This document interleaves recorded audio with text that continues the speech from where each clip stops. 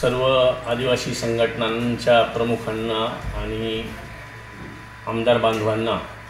विनंती करतो की जे सध्या सुरू असलेली रखडलेली पेसा भरतीच्या संदर्भातलं आंदोलन मुलं आणि मध्यंतरी पालकांबरोबर सुद्धा मोठ्या प्रमाणात आंदोलन केलं आणि त्यावेळेला मुख्यमंत्री महोदयांनी अशी खात्री दिली होती की 15 तारखेपर्यंत आपण भरती करू, परंतु तसं कुठल्याच प्रकारची काही कार्यवाही झालेली नाही। त्या दृष्टीनं आणि धनगरांचं जे काही घुसखोरी आहे का आम्ही आदिवासी आहोत म्हणून आम्हाला आदिवासींमध्येच घ्या अशा पद्धतीनं जे राज्यभरात चर्चा सुरू आहेत,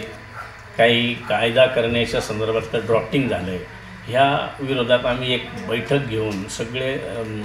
राज्यातले आमदार, संघटनांचे प्रतिनिधी आणि सिनियर आपले पिचड साहेब, मंत्री महोदय गावित साहेब, खासदार, माजी खासदार हिनाताई गावित असे सर्व लोकांनी एक बैठक 23 तारखेला केली आणि त्यानंतर आम्ही सांगितलं तर आम्हाला मुख्यमंत्र्यांनी 1-2 दिवसात वेळ देतो, परंतु तशी वेळ आत्तापर्यंतही मिळाली नाही आणि म्हणून जवळपास 200-250 मुलं मुली आजही मुंबईमध्ये माझं जे निवासस्थान आहे सुरुची, त्या सुरुची तिथं राहून आणि ती मुलं गावी जायला तयारच होत नाहीत। जोपर्यंत आमचा निर्णय होत नाही तोपर्यंत आम्ही जाणार नाही अशा पद्धतीची तिथं भूमिका त्यांनी स्पष्ट केलेली आहे आणि म्हणून मी परवा मुख्यमंत्री महोदय असतील, उपमुख्यमंत्री महोदय दोन्ही, आदिवासी विकास मंत्री आणि आदिवासी विभागाचे सेक्रेटरी तसंच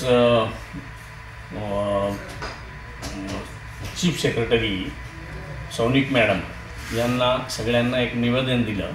आणि 30 तारखेपासून आम्ही आमदार त्या ठिकाणी मंत्रालयाच्या समोर धरणे आंदोलन करणार आहोत। तर मी सर्व महाराष्ट्रातील आदिवासी संघटनांच्या किंवा आदिवासी तरुणांना विनंती करेन की आपण सुद्धा बऱ्याच ठिकाणाहून फोन करता आम्ही आंदोलन करतो, तर आंदोलनं करा, फक्त शांततेच्या मार्गाने त्या ठिकाणी आपण सरकारच्या निदर्शनास आणून देऊन पेसा भरती आणि धनगरांची घुसखोरी थांबवावी या दृष्टीनं आम्ही आंदोलन करतोय। एबीपी माझा, उघडा डोळे बघा नीट।